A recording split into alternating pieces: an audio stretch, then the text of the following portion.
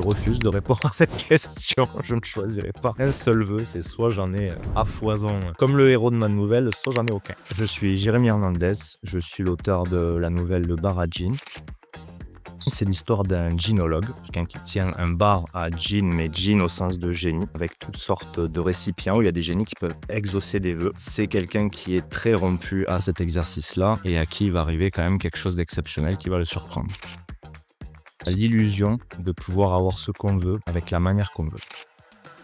Je me souviens à la maternelle, on avait une institutrice qui nous lisait des contes des Mille et une nuits. Et un jour, j'ai décidé de lire l'intégrale des Mille et une nuits. Et il y a quelque chose de vraiment magique dans cet univers-là. Et j'ai voulu amener un peu de cet exotisme-là.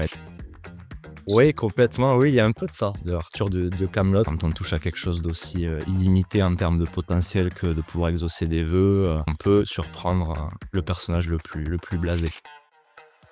C'est pas une œuvre de SF, ça reste quand même principalement du fantastique, du merveilleux, de l'aventure, mais je voulais quand même qu'on puisse y croire. Je crois que cette question-là, elle est trop vertigineuse. Si on n'a qu'un seul vœu, il vaut mieux avoir aucun vœu, je crois, qu'un seul. Donc non, je refuse de répondre à cette question. Je ne choisirai pas un seul vœu. C'est soit j'en ai à foison, comme le héros de ma nouvelle, soit j'en ai aucun. Il faut savoir que le nom et l'idée de base ne viennent pas de moi, mais d'une amie. Elle avait cette idée, cette blague en tête. Elle voulait absolument un bar où on pouvait choisir ses jeans et au lieu que ce soit de l'alcool, ce serait des génies.